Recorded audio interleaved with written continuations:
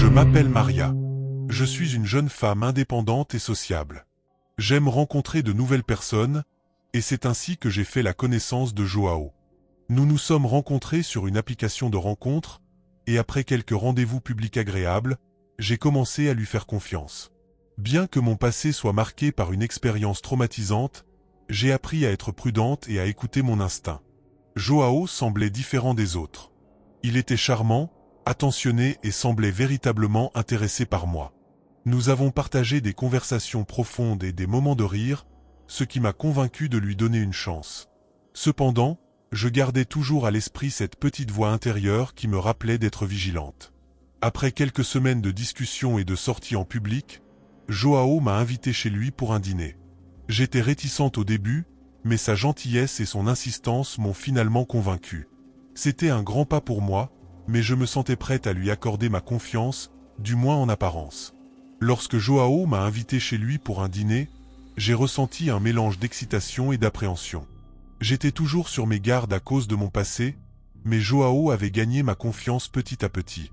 Je me suis dit que je devais surmonter mes peurs et lui donner une vraie chance. En arrivant chez lui, j'ai été accueilli par une maison qui semblait ordinaire, peut-être un peu trop ordinaire. La façade était impeccable, les pièces bien rangées, mais il y avait quelque chose de subtil qui me mettait mal à l'aise. Je n'arrivais pas à mettre le doigt dessus, mais une sensation étrange planait dans l'air. Joao était un hôte parfait. Il avait préparé un repas délicieux, et nous avons commencé à discuter comme d'habitude. Pourtant, chaque détail de la maison, chaque objet soigneusement placé, me semblait maintenant un peu trop calculé. Mon instinct me disait de rester sur mes gardes, mais je ne voulais pas paraître paranoïaque. À un moment donné, il a proposé de m'apporter un verre de vin. Je me suis souvenu de ma précédente expérience et de l'importance de toujours être consciente de ce que je consomme. J'ai accepté le verre, mais j'ai décidé de boire lentement, observant discrètement chaque geste de Joao. Il continuait à sourire, à parler, mais je sentais que quelque chose clochait. C'est en buvant ce verre de vin que tout a basculé. Peu à peu, j'ai commencé à ressentir une sensation familière, un engourdissement inquiétant et des vertiges. Mon cœur s'est mis à battre la chamade alors que des flashbacks de ma précédente expérience me revenaient en mémoire. J'étais drogué, encore une fois. Chaque seconde qui passait semblait interminable. Mon esprit se battait pour rester clair, pour ne pas céder à la panique. J'ai regardé Joao, qui continuait à parler comme si de rien n'était, mais je pouvais maintenant voir une lueur inquiétante dans ses yeux. Mon instinct de survie s'est déclenché. J'ai essayé de rester calme, de ne rien laisser paraître. Je dois aller aux toilettes, ai-je balbutié. Joao a acquiescé, son sourire toujours collé au visage. J'ai pris une profonde inspiration et me suis dirigé vers la salle de bain, essayant de marcher droit malgré les effets de la drogue. Une fois à l'intérieur, j'ai verrouillé la porte et cherché frénétiquement une issue. Mon regard a été attiré par une petite fenêtre. Elle était étroite, mais peut-être assez grande pour que je puisse m'y faufiler. J'ai rassemblé toutes mes forces, et en tremblant, j'ai réussi à l'ouvrir. Je savais que c'était ma seule chance de m'échapper avant que la situation ne devienne irréversible. Avec tout le courage que j'avais en moi, j'ai grimpé par la fenêtre de la salle de bain. Mes mains tremblaient, mon corps était faible à cause de la drogue, mais l'adrénaline me poussait à avancer. Une fois dehors, j'ai senti l'air frais sur mon visage, me donnant un bref moment de clarté. Je me suis mise à courir aussi vite que mes jambes pouvaient me porter, chaque pas résonnant comme un battement de cœur dans le silence de la nuit. J'ai traversé le jardin de Joao et me suis dirigé vers la maison voisine, priant pour que quelqu'un soit à la maison.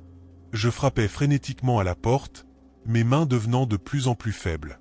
Heureusement, un homme a ouvert la porte, surpris et alarmé par mon état. Je lui ai expliqué, du mieux que je pouvais, ce qui s'était passé. Il a immédiatement appelé la police et m'a fait entrer pour me mettre en sécurité. Je tremblais de tout mon être, mais je savais que j'étais enfin hors de danger. La police est arrivée rapidement, et j'ai pu leur raconter ce que j'avais vécu. Ils sont allés directement chez Joao, tandis que je restais chez le voisin, essayant de reprendre mes esprits. J'étais en état de choc, mais soulagé d'avoir réussi à m'échapper avant que quelque chose de pire ne se produise. Quelques heures plus tard, j'ai appris que la police avait découvert des preuves accablantes chez Joao. Ils ont trouvé des drogues, des équipements de surveillance et des dossiers détaillés sur plusieurs autres victimes potentielles. C'était comme un cauchemar devenu réalité. Joao a été arrêté sur le champ, et après une enquête approfondie, il a été jugé et condamné pour ses crimes odieux. Je suis retourné chez moi, essayant de retrouver un semblant de normalité, mais l'expérience m'a marqué profondément. Les nuits étaient les plus difficiles. Chaque bruit me faisait sursauter, et je revivais sans cesse ces moments de terreur. Mais malgré tout, j'ai refusé de me laisser abattre.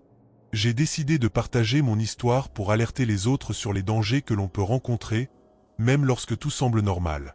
J'ai appris l'importance de toujours écouter son instinct et de rester vigilant, peu importe les apparences. Cette expérience m'a rendu plus forte, plus déterminée à aider ceux qui pourraient se retrouver dans une situation similaire. Si mon histoire peut sauver ne serait-ce qu'une seule personne, alors tout ce que j'ai vécu en vaudra la peine. Je m'appelle Julie, j'ai 28 ans et je travaille comme graphiste freelance. Après plusieurs années de relations infructueuses, j'ai décidé de tenter ma chance sur Tinder, espérant y trouver quelqu'un de compatible. C'est là que j'ai rencontré Thomas. Dès nos premiers échanges, il m'a semblé charmant et attentionné. Nous avons discuté de nos intérêts communs, de nos films préférés, et il semblait vraiment être quelqu'un avec qui je pourrais me voir passer du temps. Nos premiers rendez-vous se sont déroulés sans encombre. Nous sommes allés prendre un café, avons dîné dans un petit restaurant italien de mon quartier, et même fait une promenade dans un parc. Tout semblait normal, voire parfait. Thomas était toujours courtois, amusant et intéressé par ce que j'avais à dire. Il semblait être l'homme idéal. Après quelques semaines, il m'a invité à venir chez lui pour dîner. Au début, j'étais un peu hésitante, mais il avait été si respectueux et prévenant que je n'avais aucune raison de me méfier. J'ai donc accepté son invitation, impatiente de passer une soirée agréable et détendue. Quand je suis arrivé chez Thomas, sa maison m'a tout de suite paru accueillante. C'était une petite maison de banlieue, bien entretenue, avec un jardin joliment décoré.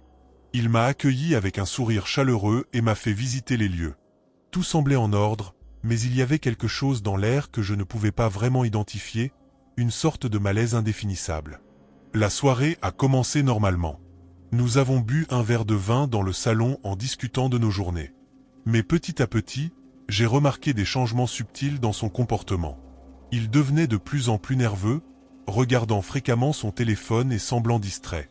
Il faisait des commentaires qui me semblaient étranges, presque déplacés, mais je les ai d'abord attribués au stress ou à la fatigue.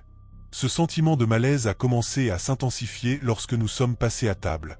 Thomas devenait de plus en plus agité, ses gestes étaient brusques et son regard fuyant. J'ai tenté de maintenir une conversation légère, mais il semblait ailleurs, comme s'il luttait contre une colère intérieure. J'ai commencé à me sentir vraiment inconfortable, une petite voix à l'intérieur de moi me disant que quelque chose n'allait pas. À un moment donné, il a laissé échapper un rire nerveux en parlant de sa famille, puis son visage s'est assombri. Il a soudainement changé de sujet, parlant de manière obsessionnelle de sujets morbides et inquiétants. Mon instinct me disait que je devais partir, mais je ne voulais pas sembler impoli ou paranoïaque. Pourtant, chaque minute qui passait rendait mon malaise plus palpable. À ce moment-là, j'ai décidé qu'il était temps de partir. J'ai essayé de rester calme et poli, expliquant que j'avais un rendez-vous tôt le lendemain matin. Cependant, dès que j'ai mentionné mon départ, Thomas est devenu immédiatement hostile. Son visage s'est crispé et il s'est levé brusquement, bloquant le passage vers la porte. « Non, tu ne peux pas partir maintenant », a-t-il dit d'une voix basse et menaçante. « Reste encore un peu. » Mon cœur s'est mis à battre la chamade. J'ai senti la panique monter en moi, mais j'ai tenté de garder mon sang-froid. J'ai répété que je devais vraiment y aller, mais il s'est rapproché de moi, son regard devenant de plus en plus intense et menaçant. « Tu n'as pas à t'inquiéter de quoi que ce soit », a-t-il insisté en me prenant le bras fermement. « On passe une bonne soirée, non ?» À ce moment-là, j'ai compris que la situation était devenue dangereuse. Il n'était plus le Thomas que je pensais connaître. J'ai essayé de me dégager de sa prise, mais il a resserré son emprise, son visage à quelques centimètres du mien. La peur m'a envahi, et j'ai réalisé que je devais trouver un moyen de m'échapper immédiatement. Rassemblant tout mon courage, j'ai prétexté aller aux toilettes pour me donner une chance de réfléchir à un plan. À l'intérieur, j'ai fouillé frénétiquement mon sac pour trouver mon téléphone, les mains tremblantes. J'ai envoyé un message rapide à une amie avec notre position, priant pour que quelqu'un puisse venir à mon aide. Sortant des toilettes, j'ai trouvé Thomas qui m'attendait devant la porte, son regard devenant encore plus sombre et menaçant. J'ai forcé un sourire, tentant de masquer ma terreur, et lui ai dit que je me sentais mal et que j'avais vraiment besoin de partir. Il a secoué la tête, s'approchant de moi, et j'ai su que c'était ma seule chance de m'échapper. D'un mouvement brusque, je l'ai poussé et me suis précipité vers la porte d'entrée. Il a crié quelque chose derrière moi, mais l'adrénaline m'a permis de ne pas m'arrêter. J'ai réussi à ouvrir la porte et à courir jusqu'à ma voiture, le cœur battant à tout rompre. Mes mains tremblaient tellement que j'avais du mal à insérer la clé dans la serrure. Finalement, j'ai réussi à démarrer et à m'éloigner en trombe, jetant des regards frénétiques dans le rétroviseur pour m'assurer qu'il ne me suivait pas. Les rues défilaient sous mes yeux, floues à cause des larmes qui commençaient à couler. J'ai conduit sans destination précise, juste pour mettre le plus de distance possible entre Thomas et moi. Quand j'ai senti que j'étais à une distance sûre, j'ai appelé la police, encore sous le choc, et leur ai raconté ce qui s'était passé. Finalement, je me suis arrêté sur le bord de la route, les mains crispées sur le volant, essayant de reprendre mon souffle. L'angoisse de la soirée s'est transformée en un soulagement amer, réalisant à quel point j'avais échappé de peu à un danger réel et imminent. Quelques heures plus tard, j'ai reçu un appel de la police. Ils m'ont informé que Thomas était en réalité un criminel recherché, impliqué dans plusieurs crimes violents contre des femmes. En entendant ces mots, un frisson glacé m'a parcouru le dos. Je ne pouvais pas croire que j'avais été si près de devenir sa prochaine victime. Ils m'ont posé plusieurs questions pour leur enquête, et j'ai fait de mon mieux pour leur fournir toutes les informations possibles. Chaque détail, chaque sensation étrange que j'avais ignorée au début, prenait maintenant une importance cruciale. Ils m'ont assuré qu'il allait tout faire pour l'arrêter et le mettre hors d'état de nuire. Cette expérience a laissé une marque indélébile sur moi.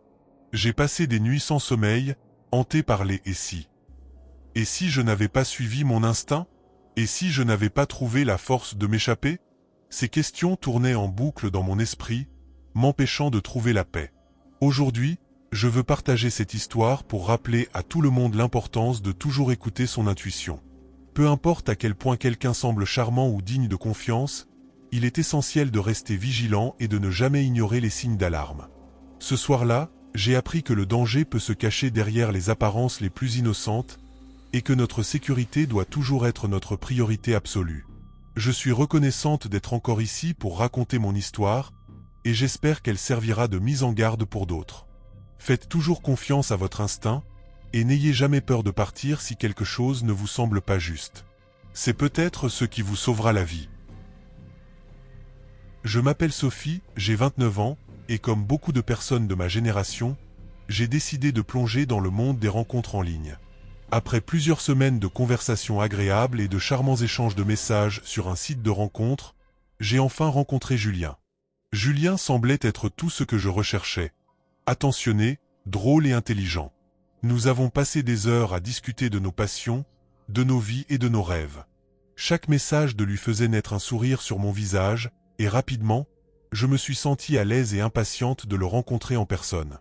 C'est ainsi que, un soir, j'ai accepté son invitation pour un dîner dans un restaurant chaleureux au cœur de Paris. J'étais excitée mais aussi un peu nerveuse. J'avais l'impression de connaître Julien depuis longtemps, bien que nous ne nous soyons jamais rencontrés en personne. Le jour du rendez-vous, je me suis préparé avec soin. Je voulais que tout soit parfait. Lorsque je suis arrivé au restaurant, mon cœur battait la chamade. Julien était là, m'attendant avec un sourire accueillant. Tout semblait parfait, et je ne pouvais pas m'empêcher de penser que cette soirée allait marquer le début de quelque chose de beau. Le restaurant était encore plus charmant que dans mes rêves. Un petit bistrot cosy avec des lumières tamisées et une atmosphère intime. Julien m'a accueilli avec un sourire qui semblait sincère et chaleureux. Nous nous sommes installés à une table près de la fenêtre, avec une vue imprenable sur les rues animées de Paris. Le dîner s'est déroulé à merveille. Nous avons parlé de tout et de rien, de nos voyages, de nos passions, de nos familles. Julien était un excellent conteur, chaque anecdote de sa vie était captivante et souvent ponctuée d'une pointe d'humour. Il savait comment me mettre à l'aise, et plus la soirée avançait, plus je me sentais en confiance. À la fin du repas, alors que nous savourions un dernier verre de vin, Julien a suggéré que nous continuions la soirée dans un bar à proximité. L'idée de prolonger ce moment agréable me séduisait, et j'ai accepté avec enthousiasme. En marchant vers le bar, nous avons discuté de nos goûts musicaux, et j'ai découvert que nous avions beaucoup de choses en commun. Julien semblait être l'homme parfait, et je commençais à me demander si cette rencontre était le fruit d'un coup de chance ou d'un destin bienveillant. Nous sommes arrivés au bar, un endroit branché avec une ambiance détendue et une bonne musique. Julien a insisté pour que je laisse ma sacoche dans sa voiture, pour que nous puissions danser librement sans nous soucier de nos affaires. J'étais réticente au début, mais sa manière persuasive et rassurante a fini par me convaincre. J'ai donc laissé ma sacoche dans sa voiture, pensant que rien ne pouvait mal tourner. Le bar était animé, rempli de gens riant et dansant. L'ambiance était électrique, et je me sentais plus vivante que jamais. Julien et moi avons trouvé un coin confortable pour nous installer, et il est allé chercher des boissons. Quand il est revenu, nous avons trinqué à notre rencontre, et il a proposé que nous dansions. Je n'étais pas une grande danseuse, mais l'atmosphère et le charme de Julien m'ont convaincu. Nous avons passé une grande partie de la soirée sur la piste de danse, riant et profitant de chaque moment. Il semblait que tout était parfait, que rien ne pouvait gâcher cette soirée magique. À un moment donné, Julien a proposé de sortir pour aller chercher quelque chose dans sa voiture. Il m'a demandé de l'attendre quelques minutes. Je me suis assise à une table, profitant de la musique et de l'énergie du lieu. Les minutes ont passé, et je ne pouvais m'empêcher de regarder vers la porte, attendant de voir Julien revenir avec son sourire rassurant. Mais les minutes sont devenues des dizaines de minutes, et il n'y avait toujours aucun signe de lui. Mon esprit a commencé à s'agiter, passant de la curiosité à l'inquiétude. J'ai décidé de sortir pour voir ce qui prenait Julien autant de temps. Quand je suis arrivé là où nous avions garé la voiture, mon cœur a cessé de battre un instant. La voiture avait disparu. Mon sac, avec toutes mes affaires, était parti. Le choc et la confusion m'ont envahi, et j'ai senti la panique monter en moi. Où était Julien? Que s'était-il passé? Je me suis précipité vers l'entrée du bar, demandant aux employés s'ils avaient vu où il était allé, mais personne ne savait. La réalité de la situation a commencé à s'installer. J'avais été dupé. Mon cœur battait à tout rompre alors que je réalisais l'ampleur de ce qui venait de se passer. Julien, ce charmant compagnon de soirée, avait disparu avec ma sacoche et tout ce qu'elle contenait. Je me sentais trahi, stupide d'avoir laissé ma garde baissée. Je suis retourné à l'intérieur du bar, espérant peut-être qu'il reviendrait, que tout cela n'était qu'un malentendu. Mais chaque minute qui passait renforçait ma conviction qu'il ne reviendrait pas. La panique a commencé à se transformer en désespoir. Je me suis précipité dehors, scrutant les rues animées de Paris, mais Julien et sa voiture avaient disparu. Ne sachant que faire d'autre, j'ai appelé la police. J'ai essayé de garder mon calme en expliquant la situation, mais ma voix tremblait. Ils ont pris ma déclaration et m'ont demandé de les attendre à l'endroit où la voiture avait été garée. Pendant ce qui m'a semblé une éternité, je suis resté là, à regarder autour de moi, espérant voir Julien réapparaître, regrettant chaque décision de la soirée. Finalement, la police est arrivée et a pris ma déposition plus en détail. En entendant la description que je donnais de Julien, l'agent m'a regardé avec une expression de reconnaissance. Il m'a informé que Julien n'était pas son véritable nom. Il était un escroc recherché, connu pour utiliser des applications de rencontres pour voler des femmes lors de rendez-vous. Mon cœur s'est serré à cette nouvelle. J'étais à la fois soulagé de savoir que je n'étais pas seul dans cette situation et horrifié par la trahison. Je me suis assise sur le trottoir, la tête entre les mains, essayant de rassembler mes pensées. Tout ce qui restait maintenant, c'était de gérer les conséquences de cette nuit cauchemardesque. Lorsque j'ai finalement compris que Julien, ou quel que soit son véritable nom, ne reviendrait jamais, j'ai ressenti un mélange d'émotions. Colère, tristesse, mais aussi un immense soulagement d'avoir échappé à quelque chose de potentiellement bien pire. Les policiers ont été compréhensifs et m'ont rassuré en me disant qu'ils feraient tout leur possible pour le retrouver. Mais je savais que les chances étaient minces. Les jours suivants ont été difficiles. J'ai dû annuler mes cartes bancaires, signaler la perte de mes papiers d'identité et faire face à la douleur émotionnelle de cette trahison. Chaque message, chaque sourire, chaque moment partagé avec Julien résonnait désormais comme un cruel mensonge. Je ne pouvais m'empêcher de repasser la soirée en revue, me demandant à quel moment j'aurais dû voir les signes avant-coureurs. Mais plus que tout, c'était la perte de confiance en moi-même et en les autres qui faisait le plus mal. Je m'étais toujours considéré comme quelqu'un de prudent et de rationnel, mais cette expérience m'a fait douter de mon propre jugement. Sortir de nouveau, rencontrer de nouvelles personnes, tout cela me semblait désormais terrifiant. Cependant, avec le temps, j'ai commencé à guérir. J'ai appris à me pardonner pour avoir fait confiance à quelqu'un qui semblait sincère. J'ai compris que ce n'était pas ma faute, que les escrocs comme Julien étaient des experts en manipulation. Peu à peu, j'ai repris confiance en moi et j'ai recommencé à sortir, bien que plus prudemment. Cette expérience m'a changé à jamais. Elle m'a rendu plus vigilante, mais elle m'a aussi montré l'importance de ne pas laisser la peur dicter ma vie. J'ai appris à trouver un équilibre entre prudence et ouverture, et à continuer de croire en la bonté des gens, malgré les mauvaises expériences. Aujourd'hui, lorsque je repense à cette nuit, je me rappelle que, malgré tout, je suis forte et capable de surmonter les épreuves. Et bien que Julien ait essayé de me voler bien plus que mes biens matériels, il n'a pas réussi à me voler mon esprit combatif et ma capacité à aller de l'avant. J'avais 26 ans quand j'ai rencontré Laurent sur Tinder. Après plusieurs semaines d'échanges virtuels, nous avons décidé de nous rencontrer en personne. J'étais à la fois excitée et nerveuse en arrivant au café animé où nous avions convenu de nous voir. En entrant, je l'ai aperçu assis à une table près de la fenêtre, un sourire chaleureux éclairant son visage. Laurent était tout ce que j'avais espéré. Charmant, poli et avec un sens de l'humour qui me mettait à l'aise instantanément. Nous avons passé des heures à discuter, nos rires se mêlant au brouhaha environnant. À la fin de notre rencontre, je suis rentré chez moi avec un sentiment de joie, persuadé d'avoir enfin trouvé quelqu'un de spécial. Après notre premier rendez-vous, Laurent et moi avons commencé à nous voir de plus en plus souvent. Chaque rencontre renforçait notre connexion. Il semblait être toujours attentif à mes histoires, posant des questions qui montraient qu'il se souciait vraiment de moi. Je me sentais à l'aise avec lui, et petit à petit, une confiance mutuelle s'installait. Nous échangions des messages tous les jours, et je commençais à imaginer un futur potentiel ensemble. Laurent avait cette capacité à me faire sentir unique, comme si j'étais la seule personne qui comptait. Malgré quelques petits détails qui me faisaient parfois hésiter, son charme naturel dissipait rapidement mes doutes. Un soir, Laurent m'a invité à dîner dans un restaurant chic de la ville. J'étais ravie et impatiente de passer cette soirée spéciale avec lui. L'ambiance était parfaite, et nous avons partagé un repas délicieux, accompagné de vin et de rire. Pendant la conversation, Laurent a mentionné, presque en passant, que son ex-petite amie avait disparu mystérieusement quelques mois auparavant. Il a assuré que ce n'était rien d'inquiétant, mais ces mots ont laissé une impression étrange. J'ai tenté de ne pas m'en formaliser, me disant que ce n'était qu'un détail du passé. Cependant, une petite voix au fond de moi ne pouvait s'empêcher de se demander pourquoi il avait choisi de partager cette information à ce moment précis. Après le dîner, Laurent m'a proposé de continuer la soirée chez lui pour discuter davantage.